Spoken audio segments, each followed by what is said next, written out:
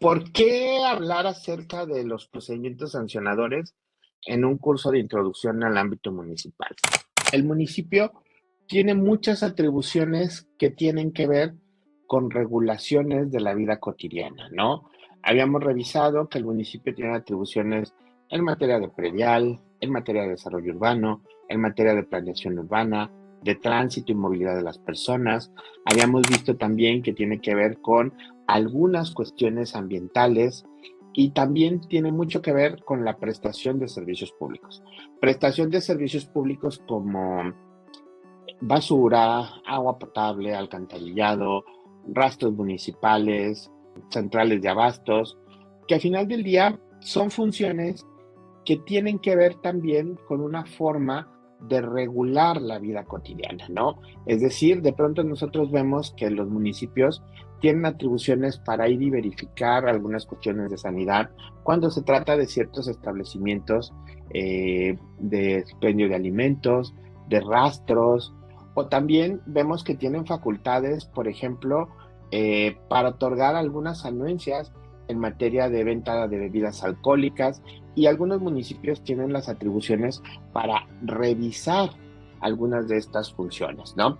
En materia de seguridad privada, también los municipios tienen muchas atribuciones que tienen que ver con el tema de regular las empresas de seguridad privada. Son los municipios quienes tienen la posibilidad de generar algunas condiciones para prestar los servicios públicos, ¿no? Que el municipio tiene muchas de esas atribuciones, ¿no? Muchas de las facultades que tienen que ver con la supervisión, con la manera en la que nosotros como Estado controlamos la vida cotidiana, es precisamente lo que se entiende que hace el municipio, ¿no? En términos administrativos, ahora sí que hablamos, toda esta parte, toda esta serie de atribuciones tienen que ver con cada una de las materias. No es lo mismo revisar obra pública que revisar a lo mejor servicios sanitarios, o no es lo mismo revisar desarrollo urbano. En fin, esta parte, digamos, cada una de las materias podrá tener ciertas particularidades. Entonces, en este sentido, vamos a revisar cuáles tendrían que ser como estos principios generales que deberían de tener todos los procedimientos.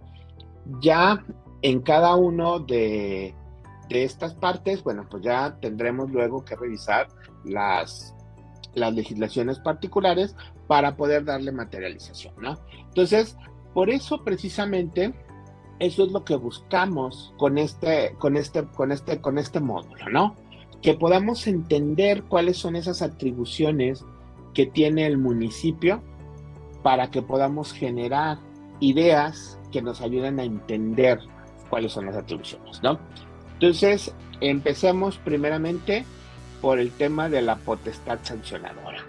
¿Cuáles son los cometidos del Estado en términos generales, no? Como esta figura que hemos creado los ciudadanos para que nos ayude en la administración de los servicios, en la convivencia cotidiana, ¿no?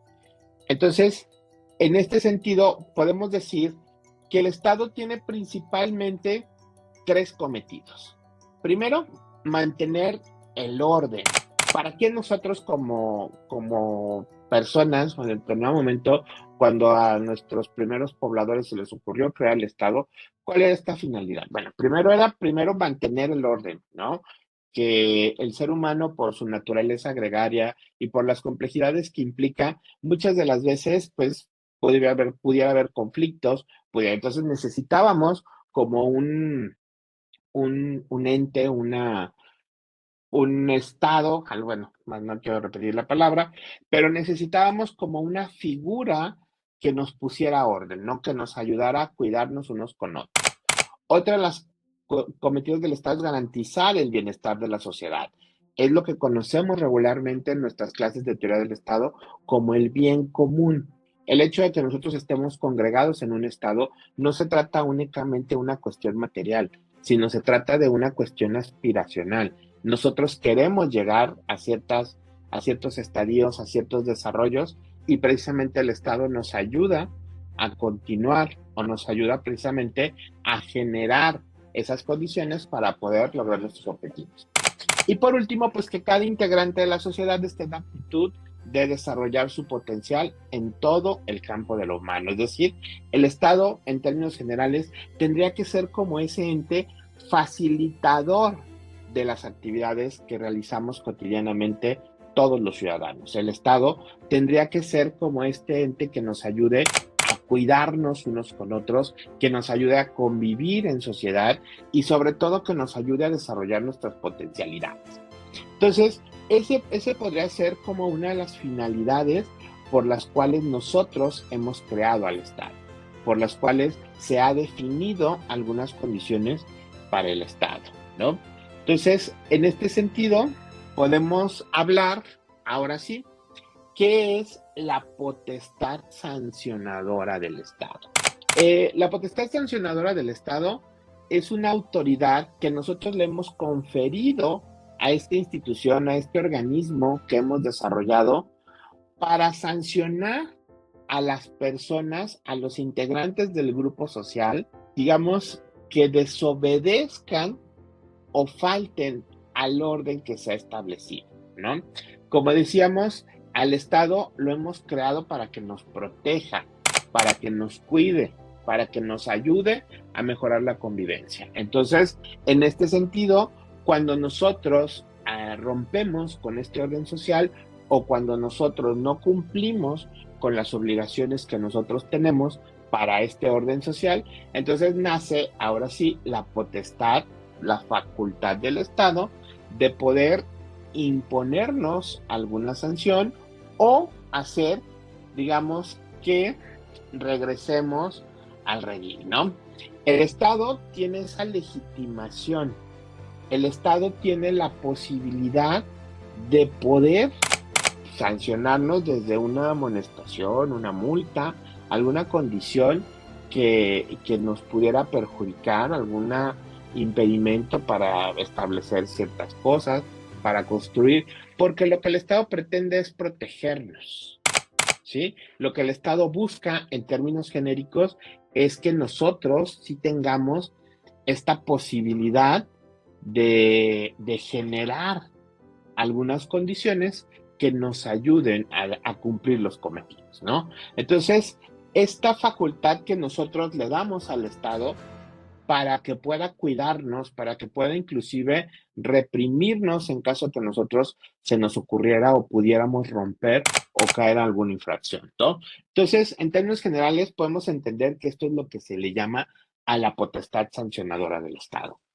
Esta potestad o este poder sancionador tiene dos grandes manifestaciones. Por un lado, se encuentra el derecho penal.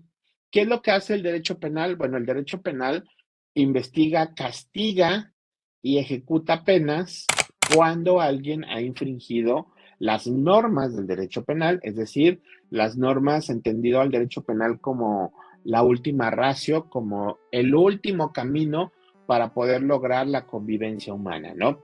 Si nosotros vemos que una persona priva de la vida a otra, bueno, pues el Estado pudiera sancionar a esta persona, ¿no? Porque una de las reglas que nosotros hemos establecido es de que no podemos privar de la vida a otras personas, ¿no?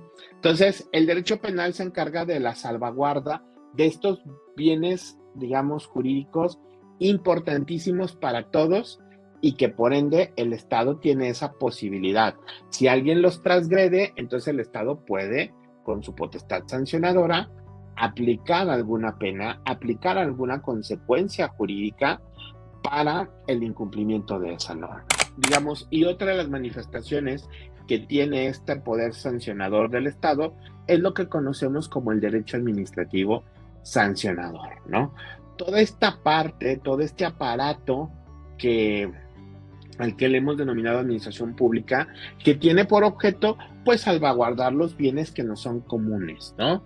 De repente aquí hemos hablado de urbanismo, de ecología, de movilidad, hemos hablado de servicios públicos, de agua potable, de alumbrado, de parques y jardines, de mercados públicos.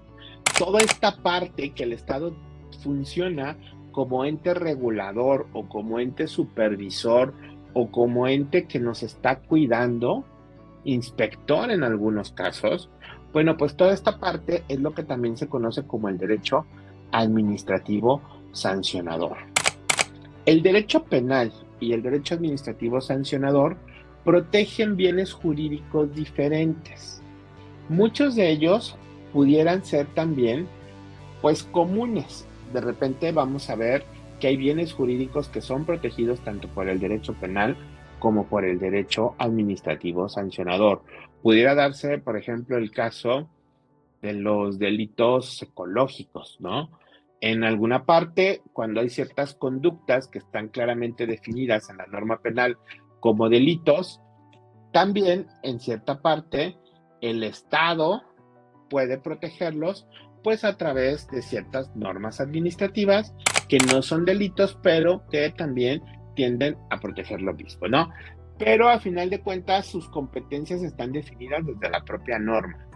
Pero una cosa es el derecho penal, como esta manifestación más grave que tiene el Estado para poder sancionar, y también la parte más administrativa, ¿no? Entonces, digamos que estas son las dos principales manifestaciones del poder sancionador del Estado, ¿sí?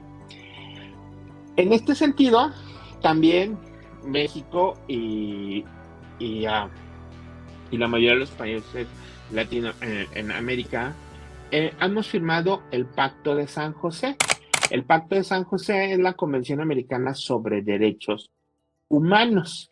En donde, ¿qué es lo que nos dice esta convención? Bueno, pues nos hemos puesto de acuerdo todas las naciones en América en el cual debemos de generar un mínimo indispensable de derechos que tienen las personas en el cual los estados no se pueden meter, ¿no? Dentro de este mínimo o dentro de este listado de derechos que tienen las personas, existe uno en particular que tiene que ver con esta potestad sancionadora del Estado. Este derecho nos dice, nadie puede ser condenado por acciones o omisiones que en el momento de cometerse no fueran delictivos según el derecho aplicable. Tampoco se puede imponer pena más grave que la aplicable en el momento de comisión del delito, sino con posterioridad a la comisión del delito. La ley dispone la imposición de una pena más leve, el delincuente se beneficiará de ellos. En términos generales, digo, no quiero entrar a detalle porque lo iremos desarrollando a lo largo de la charla, constituye la garantía del debido proceso cuando hablamos del derecho sancionador, ¿no? En este pacto de San José se incluye la posibilidad de que nadie puede ser sancionado si no existe una, una pena, una norma que así lo prevea, y tampoco se le puede imponer una sanción mayor a la que está prevista en la ley, ¿no? Y que en caso de que lo que hoy es delito el día de mañana lo dejara de ser o tuviera una menor pena, pues bueno, tendría que llevar la mejor condición a la persona a la que hemos inculpado de esta infracción, ¿no? Entonces, estas son algunas de las garantías que iremos desarrollando un poquito más adelante que tienen que ver con la potestad sancionadora. Ahora sí, vayamos. ¿Cuáles son algunos ejemplos para que a lo mejor nos quede un poquito más claro de los valores que tutela el derecho penal, ¿no?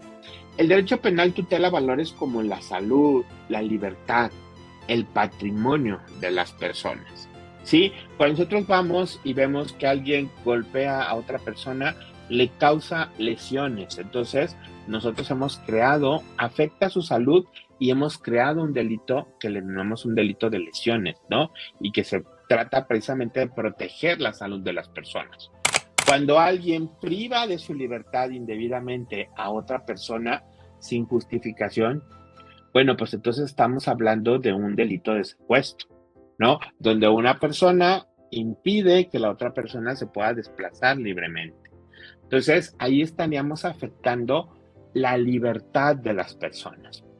Y, por ejemplo, cuando alguien se apodera de un bien que no es de su propiedad y que lo toma sin el permiso, sin los cuidados, sin nada, bueno, pues estamos hablando de que hay una afectación al patrimonio y estamos cometiendo un delito de robo, ¿no? Sin entrar en cuestiones técnicas, que no soy experto en derecho penal, pero podemos clasificar que los delitos lo que protegen son valores particulares de las personas principalmente, ¿sí? Tenemos, como decíamos, la salud, el patrimonio, la libertad, que son valores que tenemos cada uno de nosotros. Y si a alguno de los ciudadanos se les ocurre vulnerarme alguno de estos derechos o vulnerarme alguno de estos bienes que yo tengo, pues entonces yo podré pedir la intervención del Estado para que lo sancione, lo castigue, me resarza el daño que me ha ocasionado, ¿no? Entonces, podemos decir que en esencia los valores del derecho penal tienen que ver con las personas, ¿no? Hay una afectación directa a las personas y precisamente lo que tratan de proteger es de que entre nosotros tengamos como esta colaboración o esta convivencia cotidiana, ¿no? En términos generales, no quiero entrar en discusiones, sé que tenemos algunos delitos como delitos contra el Estado, delitos contra la buena administración, delitos contra el medio ambiente, que no afectan directamente a las personas, pero digamos que en la mayoría ese es uno de los distingos que diferencia ante el derecho penal del derecho administrativo sancionador. ¿Cuáles son los valores que protege el derecho administrativo sancionador? Bueno, pues muy sencillo. Vemos que protegemos de repente instituciones de interés público, es decir, los valores que protege la administración pública son valores que no son comunes a todas las personas, ¿no? El medio ambiente, el urbanismo, la prestación de los servicios públicos, son valores que no nada más afectan a una persona en particular, sino que afectan a una generalidad. Sí, a lo mejor hay algunas conductas en donde es una sola persona la que a lo mejor resiente de manera muy directa o muy profunda estas afectaciones, pero siempre podremos decir que se trata de una condición que tiene que ver con la afectación general. Por ejemplo, yo fui sujeto de un acto de corrupción, ¿no? Yo quería entrar al servicio público, ascender de puesto, pero mi jefe este, metió a su primo, a su familiar, a alguien a los cuales se encontraba impedido, que hay ciertas restricciones en la propia ley para que nosotros podamos eh, contratar a nuestros familiares, ¿no? Entonces, yo a lo mejor fui víctima de un acto de corrupción. Voy y denuncio a esta persona por el acto de corrupción. Ahí no hay una afectación, digamos, directa en el sentido de que si yo voy y lo denuncio, yo no voy a lograr obtener el puesto, ¿no? A lo mejor sí hay una denuncia, sí se retrotraen ciertos efectos, pero a lo mejor lo que se logra es que la otra persona renuncie y que se vuelva a hacer el concurso, ¿no? Y que podamos participar todos en igualdad de condiciones, pero propiamente no se trata de un procedimiento que tenga que ver con el resarcir de manera directa e inmediata a una persona en concreto, sino lo que se busca es resarcir al servicio público, ¿no? Resarcir el buen gobierno, hacer que las cosas funcionen como deberían de ser, ¿no? Entonces, esta es una de las diferencias más marcadas entre lo que nosotros podemos hablar de que son los bienes que protege el derecho penal y lo que podemos decir de los bienes que protege el derecho administrativo sancionador, ¿no? ¿Cuáles son los elementos que debe de estar en, en este tipo de sanciones? Bueno, como veíamos aquí en, en el Pacto de San José, la ley nos debe de establecer primero cuál es nuestra infracción. Segundo, cuál es la sanción que corresponde a dicha infracción. Y tercero, quién tiene las facultades para poder imponerme alguna, alguna sanción derivado de esta infracción. Digamos, estos elementos básicos son los que deben de establecerse en la ley, ¿no? No en cualquier norma, tiene que ser una ley en términos generales, ¿no? Veíamos, por ejemplo, la sesión pasada, para algunos de ustedes que le recuerden, veíamos que ya la Corte ha dicho que la infracción en la ley no tiene que ser exhaustiva, ¿no? Sino que la ley se puede apoyar de reglamentos, de manuales internos, de códigos de ética, de instrumentos normativos adicionales para poder establecerlo en la ley. Y veíamos el ejemplo de las infracciones no graves en materia de responsabilidades administrativas, ¿no? La ley da la posibilidad de que estas infracciones no graves estén establecidas en un código de ética, ¿sí? Entonces, en este sentido, bueno, no quiero que se malentienda de que toda la descripción típica y todos los elementos y todo debe estar establecido en ley. No, ya se acepta que hay una ley que establece a lo mejor la sanción principal, pero hay otras normas que pudieran complementar o poder apuntalar esta infracción que se está realizando, ¿no? Entonces, estos son, digamos, los tres elementos que debemos nosotros visualizar en la ley. Para que exista, para que exista una infracción, para que nos puedan imponer alguna sanción, debe de existir una ley cierta. ¿Qué quiere decir esto? Que la ley nos debe dar la oportunidad de conocer con seguridad y de manera previa todas las conductas infractoras y sus sanciones, ¿no? Por ejemplo, no sé, yo voy a abrir un negocio sobre la venta de abarrotes y dentro de este negocio de venta de abarrotes quiero poner refrigeradores para vender, no sé, bebidas alcohólicas de bajo contenido, ¿no? Ah, bueno, entonces cuando yo vaya a pedir mi permiso, pues me tienen que entregar, me van a decir, estos son los requisitos, esta es la normativa, estas son tus obligaciones y estas son el incumplimiento de esas obligaciones. Es decir, estas son las infracciones. Entonces, todo esto debe de existir previo a que yo decida o no hacer una actividad particular, ¿no? Entonces, es eso, ¿no?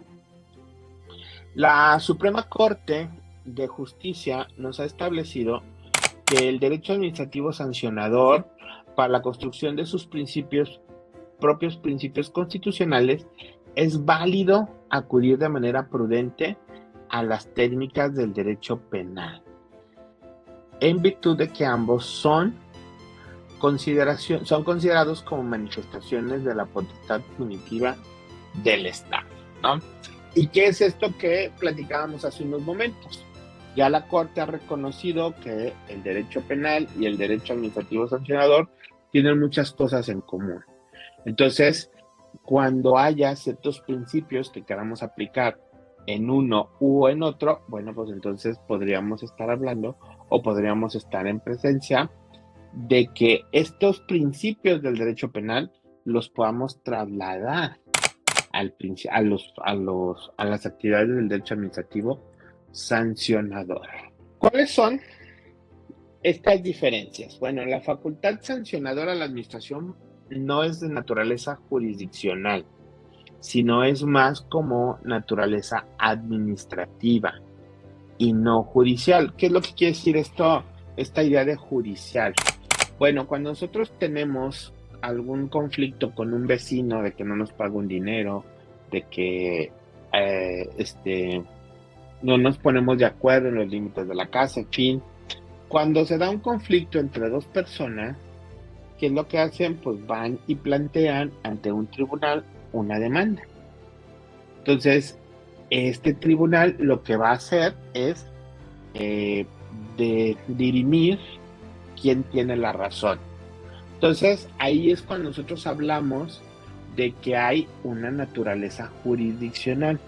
Nosotros como personas vamos a un tribunal, le explicamos el caso y el tribunal, con toda esta fuerza de la ley, va a decir, tú eres el que tiene la razón y tú eres el que le debes de pagar en razón de que él tiene la razón. Entonces, eso es lo que hablamos, que se trata de una vía jurisdiccional. En el caso de la administración pública no sucede así. La propia administración pública es quien se encarga de prever o de señalar cuáles van a ser las rutas de acción de su propio actuar, ¿no? Es decir, a lo mejor no es el área sustantiva de la oficina, sino a lo mejor es un área específica, el jurídico regularmente, que son quienes hacen las revisiones de las, digamos, de los requisitos o de los procedimientos. Entonces, esta es una de las diferencias. En materia administrativa, el derecho penal se traduce o se tramita ante una vía jurisdiccional, como son los juzgados penales. En materia de derecho administrativo sancionador, es la propia administración. A lo mejor hay un área especializada, que es el jurídico, es la dirección de, no sé, de trámites, de procedimientos, en fin, son ellos los que se encargan, pero el Estado no tiene que ir ante un tercero para decir que el particular está cumpliendo o incumpliendo. Y segunda diferencia importante, el bien jurídico que tutela. El bien jurídico que protege la administración pública coincide totalmente con el interés público. No es un bien jurídico personal, porque al momento de integrarse, perdón, de infringir una ley administrativa, se afecta a todos. La forma en la cual se protege, la forma en la cual se ejerce nuestros propios derechos. Entonces, digamos que estas son las dos diferencias principales que tiene que ver con la potestad sancionadora, una ejercida por el Poder Judicial y otra ejercida por el derecho administrativo sancionador. ¿Cómo? Una de las preguntas que muchas veces tenemos como autoridad municipal tiene que ver con la idea de cómo hacer la integración de un expediente, ¿no? Es decir, cómo vamos a investigar una infracción administrativa, ¿sí? Muchas veces cuando nosotros nos ha tocado ser parte de un procedimiento de responsabilidades o ser parte de cómo imponer una multa o de cómo hacer un procedimiento para imponer una sanción, pues de repente la autoridad administrativa se enfrenta ante por dónde empiezo, cómo le hago o demás. Bueno, teóricamente, y lo hablamos porque ninguna ley lo trata como de manera expresa, este es más bien como una, una técnica que nosotros traemos de los juicios orales, de todo este procedimiento adversarial que existe actualmente en el derecho penal, y lo traemos a la vía administrativa, ¿sí?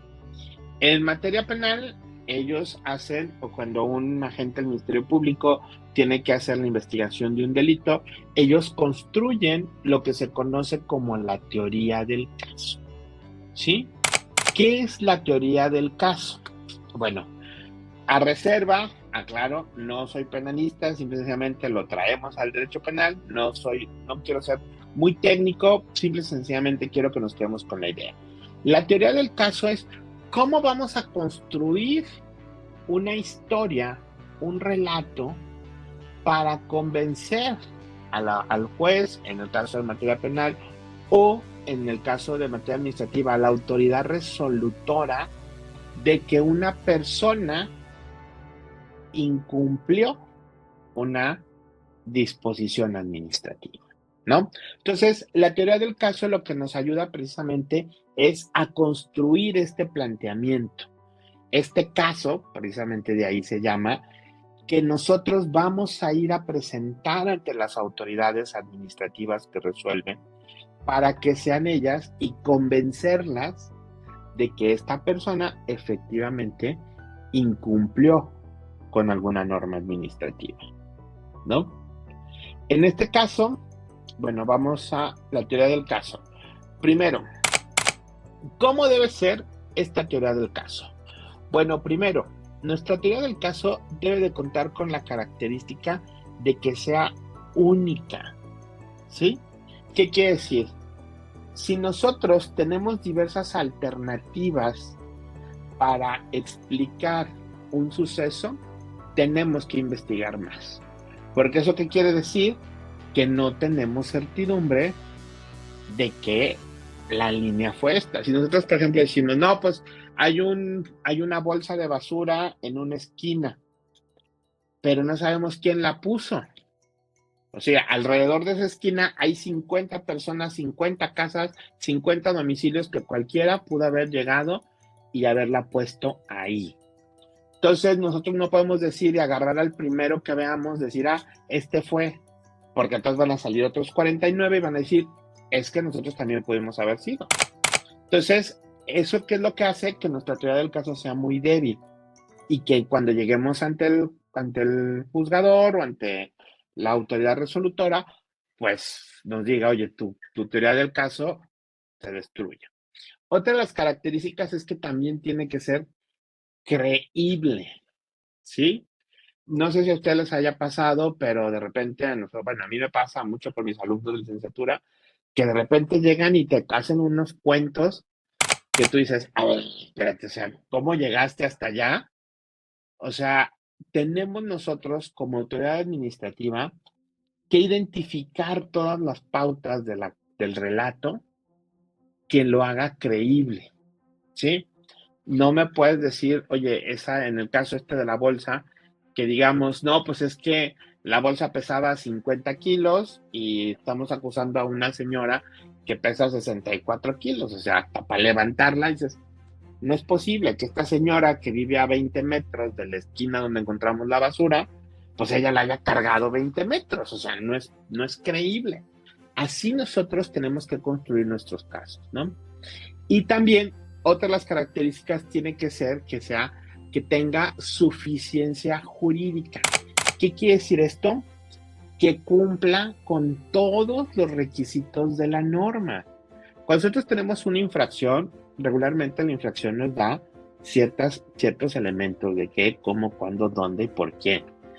Pues nosotros tenemos que ver que esta historia, este caso que nosotros estamos platicando, sea suficientemente justificable a la luz del derecho. Otra de las características también es que tiene que ser lógico, ¿sí? O sea, de repente, no sé a ustedes cuándo les haya tocado, pero de repente a nosotros nos ha tocado, por ejemplo, en temas de transparencia, en donde de repente cachamos a las autoridades a partir de ahí, en el comité, en que de repente dices, oye, es que ¿cómo pasaste de tener un convenio a hacer un pago? Si se suponía que no iba a haber, si era un convenio de colaboración sin lucro.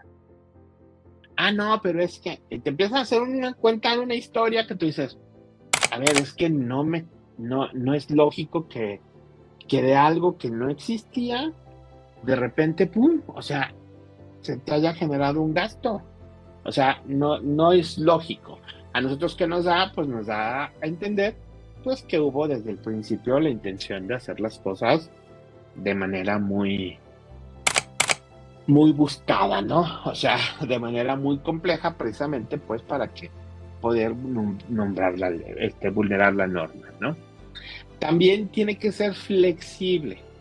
¿En qué sentido hablamos de la flexibilidad? En el sentido de que conforme vayamos desarrollando nuestra investigación, vamos a ir encontrando nuevos elementos. Aunque sí dijimos que tiene que ser única y creíble, tampoco quiere decir que una vez que ya tengamos una línea no nos vamos a poder mover de ahí. A lo mejor sí encontramos que había una bolsa de basura, encontramos que había una grabación de las cámaras de la calle que dicen que una persona la traía ahí, pero cuando vamos a entrevistar a esta persona nos dice, no, es que yo fui y la deposité ¿cómo se llama? Al depósito de basura y fue alguien y la sacó. Bueno, pues entonces ahí estamos ya construyendo. A lo mejor después buscamos y sí, verificamos que hubo una persona que fue y la sacó del contenedor de basura y fue y la puso en el lugar en el que no se debía, tratando de inculpar a la vecina, por así decirlo, ¿no?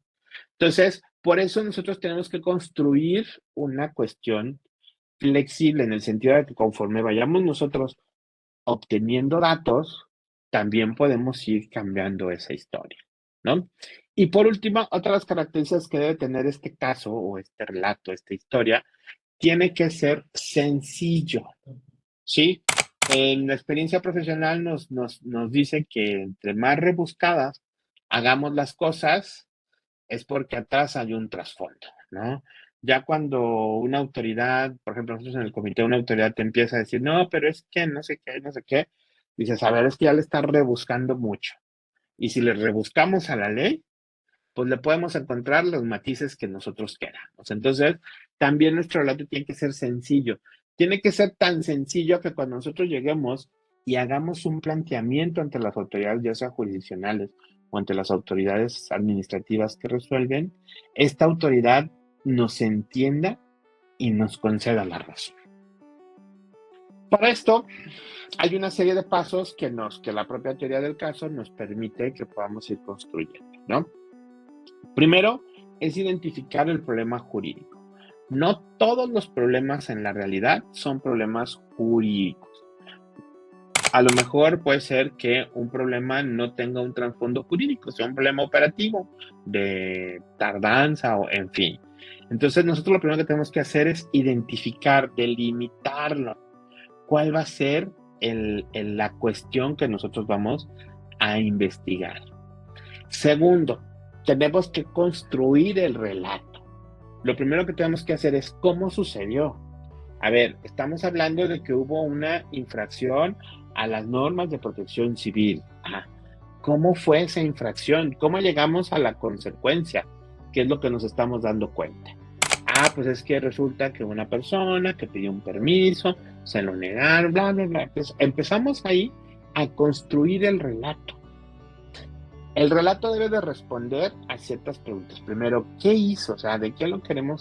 ¿De qué, a qué conducta estamos atribuyéndole? ¿Quién lo hizo? ¿Cuándo? ¿Dónde lo hizo? ¿A quién se lo hizo? Es decir, si hay una persona perjudicada. Hay circunstancias de modo, instrumentos, otras cosas.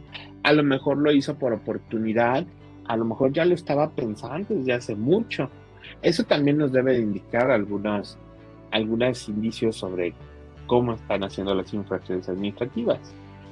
¿Cuál fue el resultado? O sea, a lo mejor dañó, a lo mejor puso en peligro, ocasionó daños a, no sé, a las vías públicas o ocasionó un daño tal que impidió inclusive que las personas pudieran transitar libremente ese día. En fin, vamos a revisar cuáles son los resultados. Y también una cuestión que tiene que ver también con las personas. La teoría del caso nos recomienda que utilicemos o que revisemos siempre cuál es el motivo de la acción. Esto nos va a servir para aquellos casos en donde la ley nos exija cierto grado de culpabilidad por parte de los actores. Pero puede haber conductas como las conductas de peligro que no necesariamente es importante el motivo, no es parte del elemento de la infracción administrativa. Sin embargo, cuando nosotros entendemos el motivo, podría ser muy sencillo el convencer al juzgador o convencer a la autoridad resolutora de que el relato sí fue como lo estamos planteando, porque existía un motivo. Entonces, eso los teóricos de la teoría del caso nos recomiendan que siempre tratemos de indagar cuál fue el motivo para que nos sirva como un elemento de interacción, como un elemento de, de ponernos a, más bien, de poder convencer a los jueces.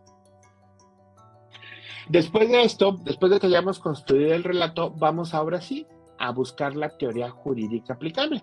Una vez que ya tenemos los hechos, ya lo podemos encuadrar. Ya podemos decir, ah, es que esto es un cohecho, como veíamos la sesión pasada, o es un desvío de recursos, o es una figura de nepotismo, o ya podemos identificar cuál de todas las infracciones administrativas que existen, cuáles realmente la que vamos nosotros a utilizar. Bueno, para cerrar, tenemos que buscar la teoría jurídica aplicable y posteriormente a esto, pues, encontrar de esa teoría jurídica aplicable cuáles son las proposiciones que en los hechos deben realizarse, ¿no? Y al final, ver la evidencia probatoria y el móvil del caso, ¿sí? Por ejemplo, aquí tenemos un ejemplo aplicando este método, ¿no? Aprobar el nombramiento con conflicto. Se trata de un caso de una persona que aprobó, siendo integrante del ayuntamiento, aprobó el nombramiento de su familiar, ¿no? ¿Cuál es el relato? Bueno, pues sería que Juan, regidor del ayuntamiento, aprobó el nombramiento con conflicto de interés el día de que tomaron protesta en la sala de cabildos. Aquí, pues, a su cuñado, a Benito Domínguez. El regidor votó a favor de su familiar. Existe un resultado que fue el nombramiento y presumimos un motivo, el apoyo a la familia, ¿no?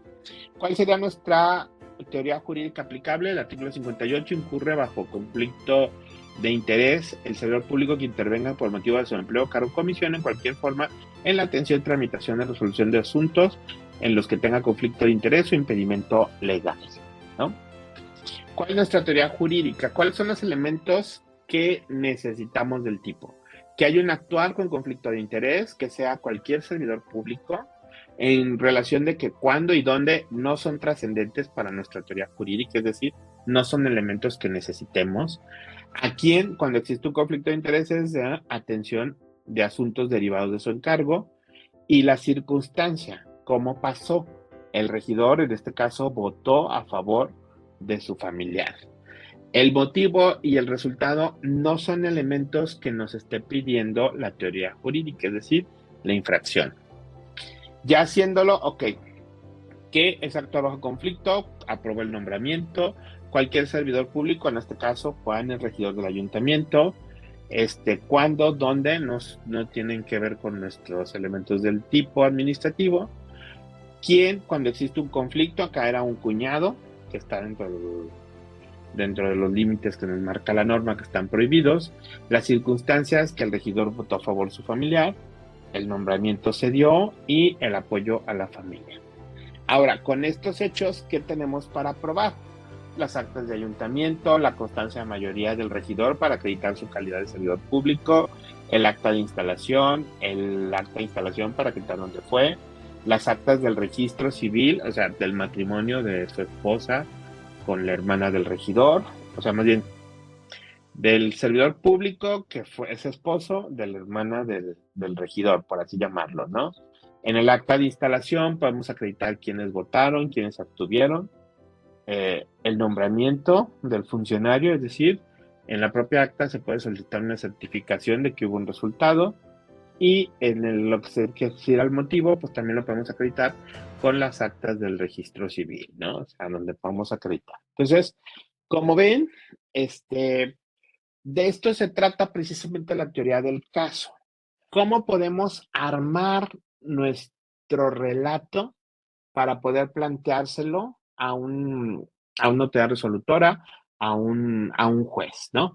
Entonces, en la pregunta que veíamos las auditorías, pues dependiendo de qué infracción, no es lo mismo que infraccionemos, que queramos sancionar a una persona por no tener el expediente completo, que porque por desvío de recursos, ¿no? A lo mejor cuando hagan su teoría del caso, existieron evidencias de que sí se prestó el servicio, evidencias de que sí hubo, no sé, pongamos un contrato de capacitación que nunca se encontró el contrato, o que nunca se encontraron las constancias de capacitación. Pero resulta que sí hubo pagos, que sí hubo contrataciones, de que sí hay a lo mejor listas de asistencia, en fin, hay elementos. Lo que no se tiene es el contrato y las constancias, a lo mejor. Entonces, esa misma conducta, ese mismo hallazgo que hizo un auditor cuando fue a hacer la auditoría, cuando nos lo presentan a nosotros como autoridad investigadora, pueden ser dos supuestos. Puede ser que el responsable perdió esas comprobantes, que es un tipo de infracción que inclusive vamos a tener que cambiar, o puede ser que se inventaron y únicamente alguien desvió los recursos. Entonces, eso lo tendremos que definir nosotros precisamente al momento de que hagamos la aplicación de la teoría del caso. Para eso nos sirve la teoría del caso. Más allá de poder perfeccionar, el auditor, regularmente los auditores son expertos a lo mejor en contabilidad, en obra en la materia. Muchos también ya son abogados, pero propiamente es responsabilidad de la autoridad investigadora el determinar claramente cuál es la conducta que va a sancionar, ¿no? Ante una situación así, pudiéramos sancionarlo por no tener los expedientes integrados o pudiéramos sancionarlo por desvío de recursos. Pero dependiendo de cuáles sean las pruebas y cuál sea nuestra teoría del caso, pues tendremos nosotros que validar cuál es la que tenemos más fuerte. Entonces, de eso se trata el método de la teoría del caso, ¿no? Y no es lo mismo, y eso ya lo tendrán que determinar ahora sí que en cada caso, cuando tengamos elementos para sancionar por desvío de recursos, que cuando tengamos elementos para sancionar por falta de integración de expedientes unitarios. Ya una vez que decidimos que vamos a investigar y que tenemos ahora sí que elementos para poder generar una infracción, ahora sí, ¿no? El procedimiento administrativo es el medio por el cual la autoridad administrativa ejerce su facultad sancionadora. Se integra por una serie de pasos que tienen por objeto dos cosas: acreditar la infracción, el responsable e imponerle una sanción establecida en ley. Digamos que estos son los tres elementos del procedimiento sancionador: que se acredite que sí se cometió una infracción, que determinemos quién es el infractor y que a este infractor le impongamos una multa, una sanción. La Corte, bueno, ya lo ha dicho, el fundamento constitucional, me lo voy a pasar porque si no. Principios. Hay ciertos principios que rigen al procedimiento sancionador y que esto hace que el desarrollo o la imposición de las sanciones se haga en condiciones justas, de igualdad y de equilibrio, garantizando tanto la seguridad jurídica del presunto responsable como un límite a la facultad sancionadora. ¿Qué quiere decir? El procedimiento no sirve ni para que la autoridad se exceda en sus atribuciones y castigue indebidamente a cualquier persona, y también para que el servidor público, para que el sujeto al procedimiento, puede ser servidor público, puede ser constructor, puede ser un ambientalista, en fin, tenga la certeza de que realmente sí cometió la infracción. ¿Cuáles son estos principios? Bueno, primero, garantía del procedimiento. Es decir, parecerá una obviedad, pero es un principio básico. Muchas de las veces, por ejemplo, ¿qué es lo que pasa en algunas multas de tránsito, no? Que el elemento te levante el acta de inicio y de una vez te dice, ahí está. Inclusive algunos ayuntamientos hasta te dicen, si pagas en este momento por tarjeta, te hacemos hasta un descuento. O sea, ahí se brinca en todo el procedimiento. O sea, existe. ¿Qué es lo que se pretende? Que precisamente eso es lo que está sucediendo con los juzgados cívicos, por ejemplo, aquí en el estado de Guanajuato, que bueno, si tú no estás de acuerdo con la infracción, vas ante un juez cívico, te da garantía de audiencia, se ven las pruebas, se ven los elementos que se tomaron en cuenta y el juez cívico es el que te impone ya de manera definitiva una sanción, inclusive te puede dar alternativas para que las puedas conmutar la pena en algunos casos con trabajos, ¿cómo se llama? En favor de la comunidad. En fin, esto. Porque anteriormente estos procedimientos eran sumarios, o sea, llegaba el tránsito, te lo daba. Te llegaba casi una infracción de desarrollo urbano y ya te llegaba con todo y multa. No había como este procedimiento. Presunción de inocencia, o sea, hasta que no haya sentencia firme donde imponga una multa, no te pueden decir que eres culpable, ¿no? Inclusive ni al interior del procedimiento, es decir, en la administración pública, ni tampoco al exterior. O sea, la autoridad tiene que garantizar que tu identidad no salga a los medios y que digan, fulanito es el culpable porque se haya caído tal construcción. No, eso también forma parte de la presunción de inocencia. Mientras a ti no te hayan acreditado el incumplimiento o acreditamiento de una falta administrativa, no se pueden hacer ese tipo de declaraciones. Los derechos del presunto responsable, que seamos, es aportar pruebas, desahogarlas, en fin. La prescripción, en caso de duda, se estará por lo más atendible al inculpado. El principio de defensa, es decir, que pueda llevar a un abogado, que pueda llevar a una persona de su confianza, que no esté solo para hacerle frente al procedimiento. El principio de oportunidad, es decir, que que sus pruebas se las reciban en el momento, no que se las reciban tiempo después, no que se las reciban ya cuando se le hayan terminado los tiempos. Igualdad procesal, que es lo que hablábamos, en algunas ocasiones la autoridad toma ya las pruebas que tenía preconstituidas, las pruebas que desarrolló en un procedimiento y le quita la posibilidad de que el infractor pueda debatir esas pruebas. Es que mis arquitectos ya dijeron que hiciste mal en los cálculos. Bueno, pues ya te voy a sancionar. Oye, pero espérate, o sea, ¿por qué dices que están mal? Yo creo que sí están bien. Tus arquitectos no están tomando en cuenta esto. Esa parte también se tiene que poner a consideración de los infractores, ¿no?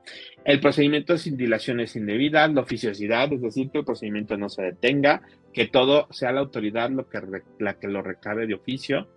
El informalismo, es decir, si yo llego con una promoción, no me digan, no, pues solo te recibo hasta las 5, porque ya después de eso, no podemos tenerle formalismos.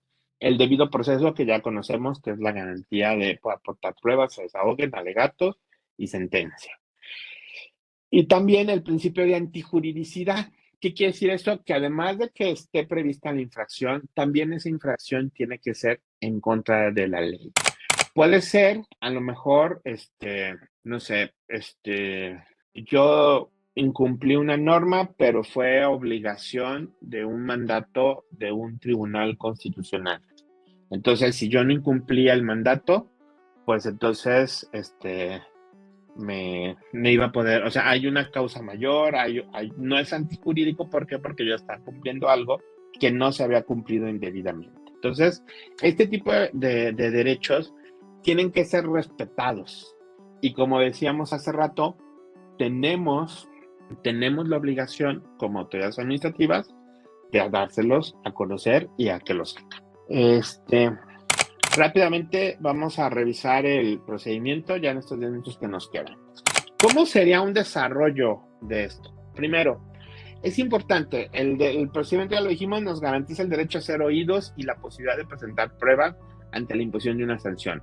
Protege tanto los derechos de los administrados y asegura que las decisiones sean conforme a ley. Bueno, el marco legal. ¿Cómo se inicia? Puede ser iniciado de oficio, ya sea que la propia autoridad, cuando tiene conocimiento de una infracción, derivado de una auditoría, derivado de una orden de verificación, derivado de cualquier situación, la autoridad puede iniciar de oficio el procedimiento. O puede ser también a instancia de parte.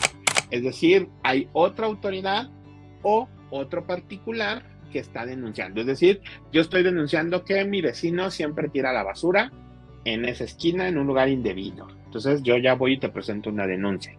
O puede ser que los concesionarios de recolección de basura identifiquen a una persona que deposita la basura en un lugar. Entonces ellos le avisan a la autoridad sancionadora, oye, esta persona siempre está depositando la basura donde no debe. Entonces, hazle el procedimiento que corresponda. Entonces, puede ser denunciante tanto otra autoridad, otro concesionario, como un particular, ¿no? Cuando se inicia, al detectar, la denuncia puede provenir de terceros, ya dijimos, de agentes públicos o de agentes privados. Pero el procedimiento siempre se inicia desde la administración pública. ¿Qué quiere decir esto?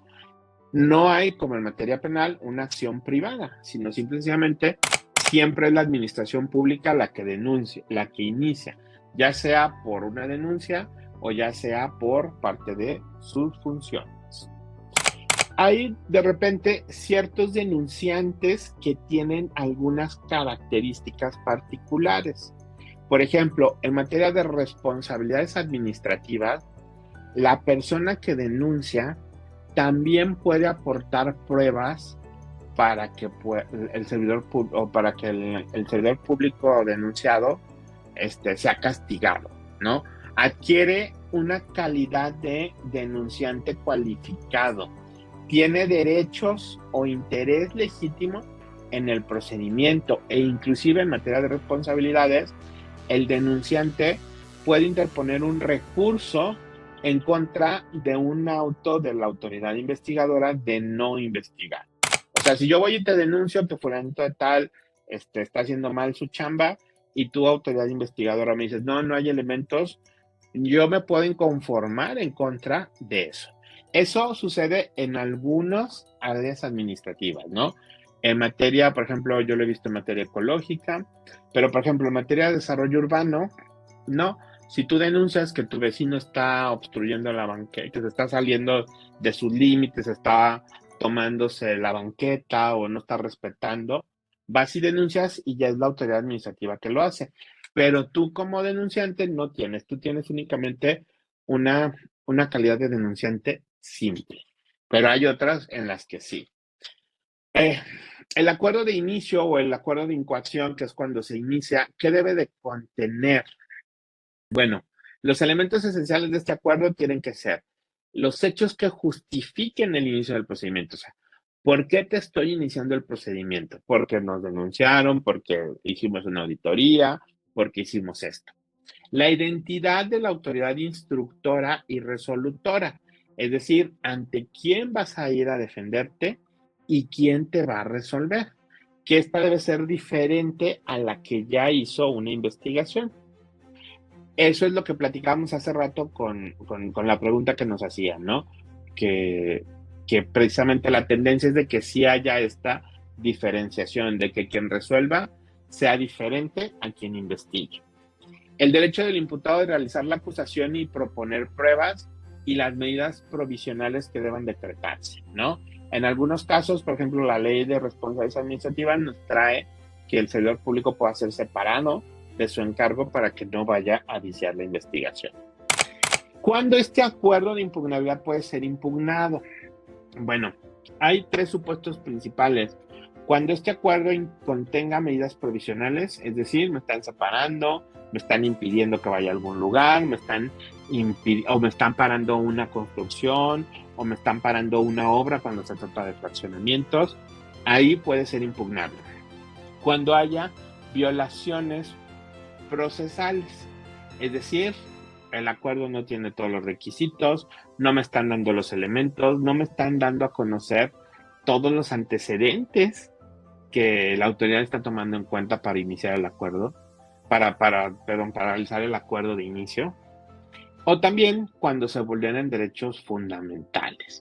Es decir, no me están notificando, no me están señalando quién es la autoridad, ni me están señalando la firma. Son casos ya más extremos.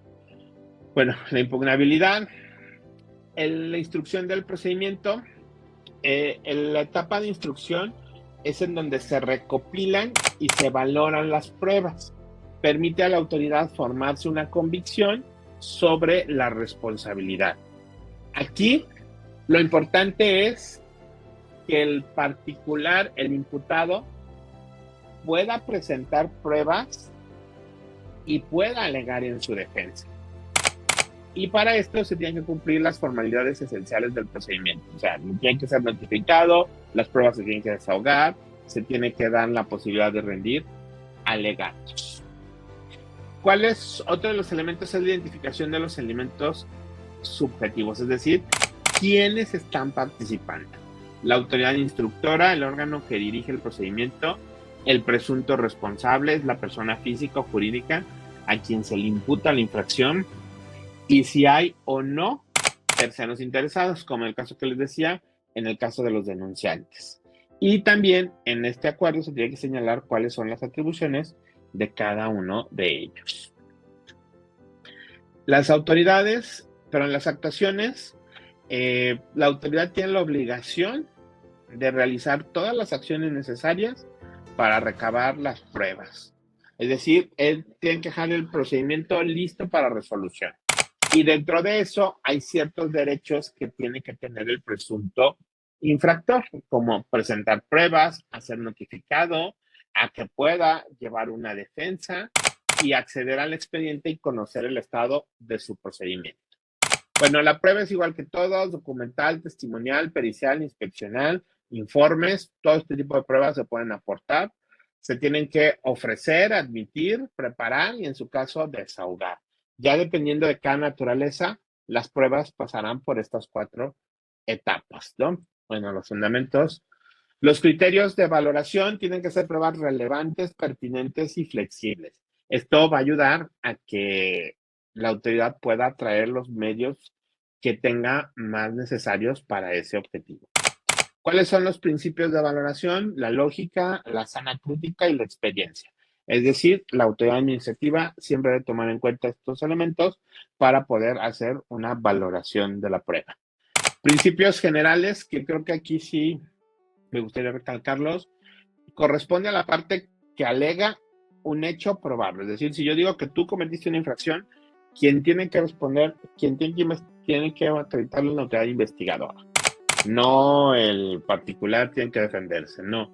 Lo primero que tiene que hacer la autoridad investigadora es investigar bien. Presunción de inocencia. Siempre tendrá ese carácter hasta que no haya sentencia firme, ¿sí? Las partes las pruebas deben ser obtenidas de manera lícita y conforme a derecho. Es decir, no podemos decir que apareció en el expediente o tenemos que perfeccionar aquellas pruebas que no hayan sido obtenidas adecuadamente. Y por último, y a mí me parece que este es un principio muy importante porque es el que hemos encontrado en algunos casos que los tribunales lo han hecho, han dado marcha atrás en procesos sancionadores por el principio de contradicción. Las partes tienen el derecho de refutar las pruebas presentadas por la contraparte, ¿sí? Si yo, por ejemplo, soy un sujeto a procedimiento por una infracción de construcción, porque dicen que mi construcción está mal hecha y se basan en peritos que tienen la autoridad, pero que nunca me dieron la oportunidad de poderme sentar a debatir con ellos, pues lo más seguro es que el procedimiento se pueda caer, ¿no? Por último, todos los procedimientos deben de tener una resolución. Reestructurada esta resolución, primero la identificación de las partes, es decir, todos los datos desde el presunto infractor, de la autoridad sancionadora, los hechos de manera cronológica, qué fue lo que sucedió, cuáles son las pruebas, testimonios, todo lo que se desahogó, se tiene que relatar. Las consideraciones jurídicas, es decir, analizar los hechos que ya dijimos en el contexto de las leyes y sus regulaciones. Citar normas jurídicas específicas y explicar cómo se aplican al caso. No se trata porque de repente a nosotros nos ha tocado ahí en el despacho que de repente te dejan ahí media cuartilla con fundamento del artículo que transcriben todo, pero nunca te dice cuál es el que corresponde a qué. En uno te ponen todo. Entonces, eso no debe ser, sino que te deben de clarificar cómo este artículo es aplicable al caso. Y por último, la resolución. Si el presunto infractor es responsable o no de las conductas imputadas y la sanción que correspondan y se determina que hay responsabilidad. Debe estar fundada y motivada, tener las pruebas, si su valoración, las sanciones impuestas. Se debe de notificar al particular esta resolución y también se le tiene que decir dentro de la misma resolución cuáles son los recursos administrativos o jurisdiccionales con los cuales puede impugnar esa resolución. Describir los plazos y procedimientos para ello. Bueno, por último, la resolución es la culminación del procedimiento, debe estar fundada y motivada y debe de asegurarse que se hayan respetado todos los derechos del infractor a lo largo del procedimiento. Y con eso, pues, nos puede decir una base clara para que el particular se inconforme o no en contra de esa determinación. Entonces, por mi parte, creo que es cuanto.